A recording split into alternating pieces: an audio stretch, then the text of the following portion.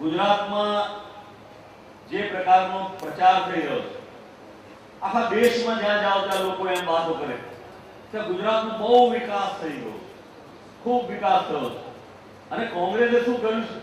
તો કોંગ્રેસે આ દેશમાં કંઈ કર્યું જ નથી આઝાદી આવ્યા પછી. ત્યારે આપણે યાદ કરીએ કે જ્યારે દેશ આઝાદ થયો ત્યારે દેશનું પહેલું બજેટ 100-125 કરોડનું હતું. અને આ વખતે આપણા ફાઇનાન્સ મિનિસ્ટર, નાણામંત્રીએ બજેટ રજૂ કર્યું 11 લાખ કરોડ રૂપિયાનું બજેટ, ઐતિહાસિક બજેટ દેશમાં રજૂ કર્યું. 1400 મેગાવોટ વીજળી ઉત્પન્ન થતી હતી, આજે 1,70,000 મેગાવોટ વીજળી ઉત્પન્ન થાય છે. પરિસ્થિતિનું મૂલ્યાંકન બદલાયું. જે ગામડામાં કાંઈ વ્યવસ્થા નહોતી ત્યાં પાણીની ટાંકી કોણે આપી?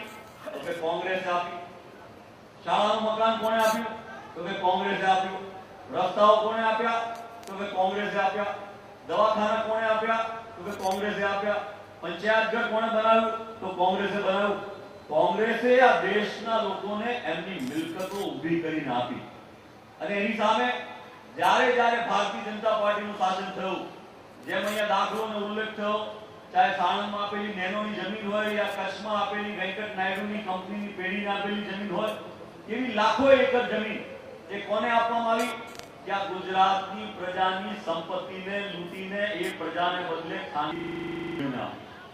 સવાલ આજે ચિંતા કે કોંગ્રેસ એના શાસનમાં આમ આદમીની ચિંતા કરે છે અને ભારતીય જનતા પાર્ટી સ્થાપિત થવાનો વિચાર કરે છે.